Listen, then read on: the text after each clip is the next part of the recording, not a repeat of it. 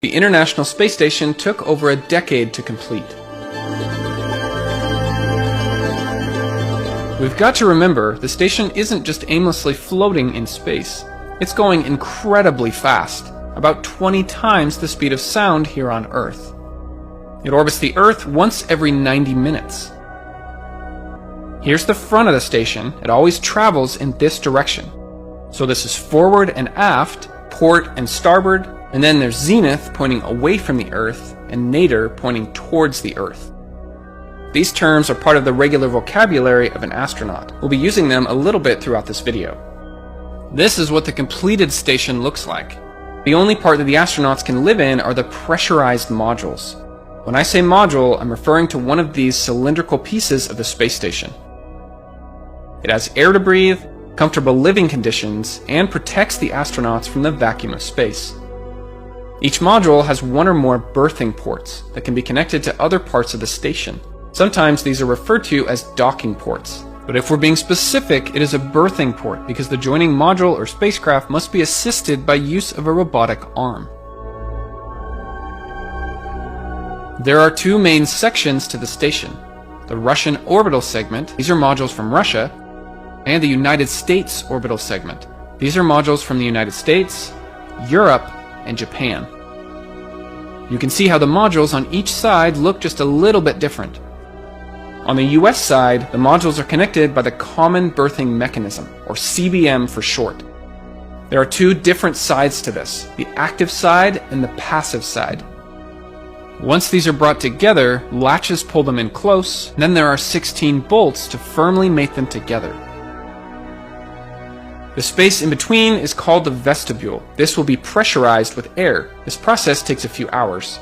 Then the hatch is opened, some of the hardware is removed, and connections are made in between the modules, which includes oxygen, power, data, and water. Once finalized, there is a white protective barrier put in place. The astronauts can now move freely in between the modules. The Common Berthing Mechanism is used for modules that are permanently attached together, like the Harmony and Destiny modules. They can also be used for visiting spacecraft such as the SpaceX Cargo Dragon. The Russian side of the station uses a different docking mechanism that is not compatible with CBM. We need some way to connect to the different mechanisms. This is kind of like taking a power plug from the United States and bringing it over to Europe. It's not compatible with the wall plug. What do we need? An adapter. It's the same concept on the space station, but on a larger scale. Two different mechanisms, so we need an adapter in between. This is called the Pressurized Mating Adapter, or PMA for short. The larger side uses CBM, which can be attached to the US side of the station. The smaller side uses APAS. This is compatible with the Russian side of the station and with the Space Shuttle.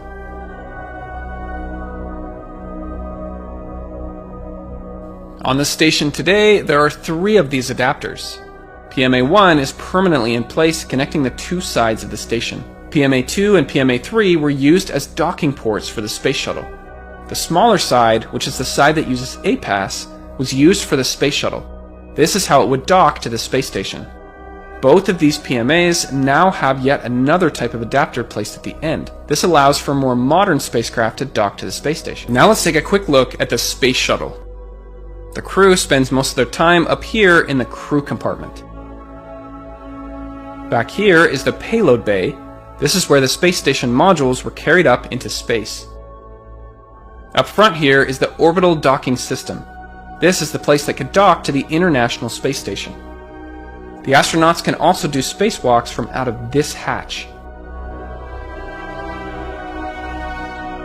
On the side here is the Canadarm. It's a robotic arm that is capable of moving things around in space. The arm can be controlled from inside of the space shuttle at this workstation. The space shuttle launches took place from Kennedy Space Center in Florida. Once in space, the payload bay doors were opened. They remained open for the entire time they were in space. Then it took a few days for the space shuttle to catch up with the ISS. The space shuttle is retired now, but it played a crucial role in building the space station. Let's take a look at a few of these space shuttle missions. This first mission we'll go over in a bit more detail. I want to give an idea for the timeline and how long things took. And then for the next 3 missions, we'll go over just a little bit quicker once we get the right idea. The first mission we'll talk about is STS-88 in December of 1998. And the STS stands for Space Transportation System. All shuttle missions started with these 3 letters. This was the first shuttle mission to the International Space Station. At this time, the station had only one piece.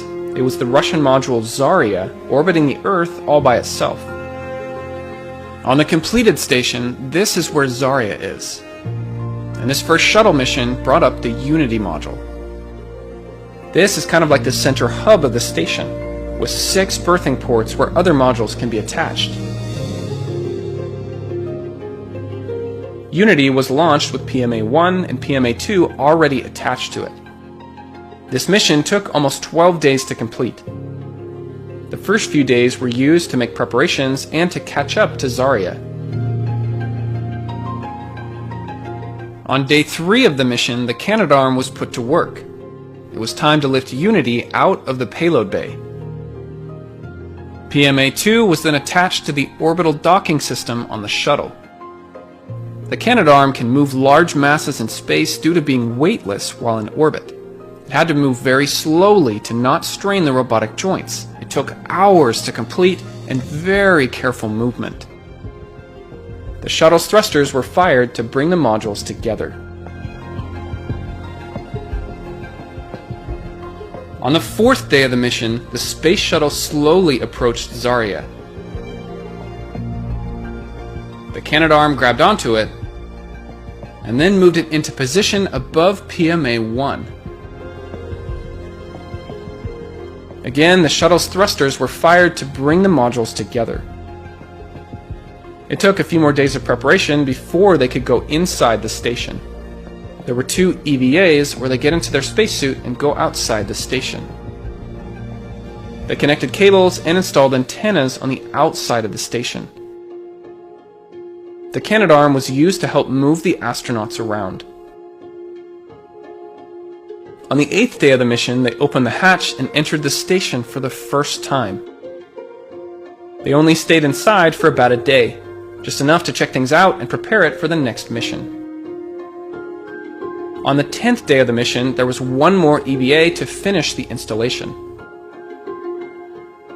Then on the 11th day of the mission, the shuttle undocked from the ISS.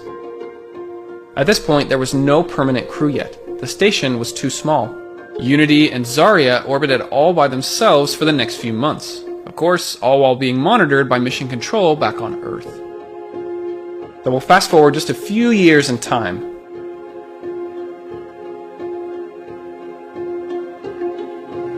The station had a few more modules, and there were 3 crew members living on board the station. The next mission we'll talk about is STS-98 in February of 2001. So here's our completed station. Here's what it looked like right before STS-98. This mission brought up the Destiny module. STS-98 lasted for 13 days, but they were attached to the station for only 6 of those days. They docked to PMA-3 on the nadir or bottom side of the station. The Canadarm was used to grab onto PMA-2 and relocate it to the side of the Z1 truss. Then the arm was used to lift the Destiny module out of the payload bay, slowly flip it 180 degrees, and then attach it to the forward berthing port on Unity. This took hours to complete and very careful movement to make sure nothing was damaged. The next day, they opened the hatches and went inside Destiny for the first time. The US laboratory is mainly used for scientific research on board the station. PMA-2 was then relocated to the forward side of Destiny. The mission had 3 separate EVAs to connect and install items on the outside of the station.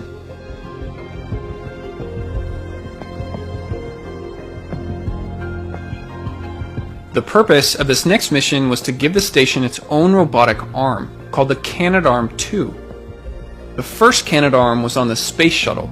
Very useful, but it was permanently attached to the shuttle. This means it goes home at the end of a shuttle mission. The Canadarm2 can lift heavier loads and would now stay on board the station, so it can be used in between shuttle missions. Here's an example of where you might find the Canadarm2 on the station today. The arm can attach to the station at either end. These are called latching end effectors. It attaches to anywhere on the station that has a power data grapple fixture. As you might guess, it provides power and data connection so it can be controlled from inside the station and from mission control back on Earth if needed. These power data grapple fixtures are in many places on the outside of the station. The mission that brought up the Canadarm2 was called STS-100. It was a 12-day mission. The shuttle docked to the front of the station at PMA-2. This carried Raffaello, a multi-purpose logistics module which would be temporarily attached to the station. The second piece of cargo was the Canadarm2. It was brought to the station on board a special pallet.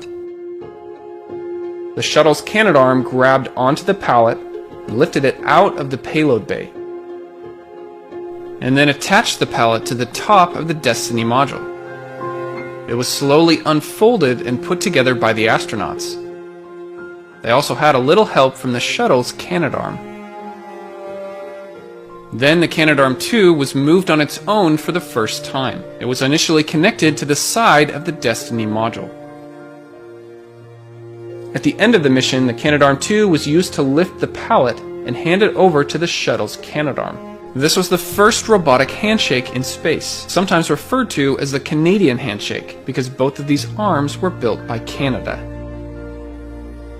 The empty pallet was then put back into the payload bay. A few days later, the shuttle undocked from the station. The Canadarm2 was essential for constructing the rest of the space station. The last mission that I want to show in this video is STS-104. So here's the completed station, and here's what it looked like right before STS-104. This mission brought up the Quest airlock. The mission lasted for almost 13 days, once again docking to the front of the station at PMA-2. This was the first time they used the Canadarm2 to help construct the station. The Quest airlock was slowly moved into position on the starboard side of the Unity module. Two of the astronauts were in position, ready to help install the new module.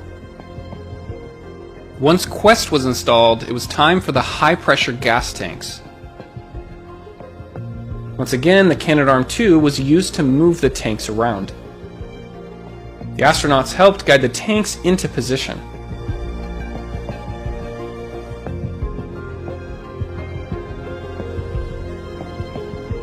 Up until this point, they could only perform spacewalks from the shuttle's payload bay.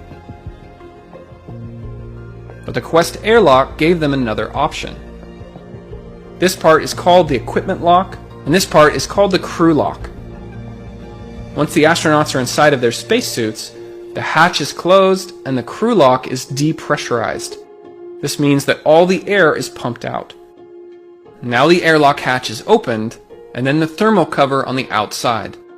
The opening points straight down, so the first thing they see is the Earth right beneath them.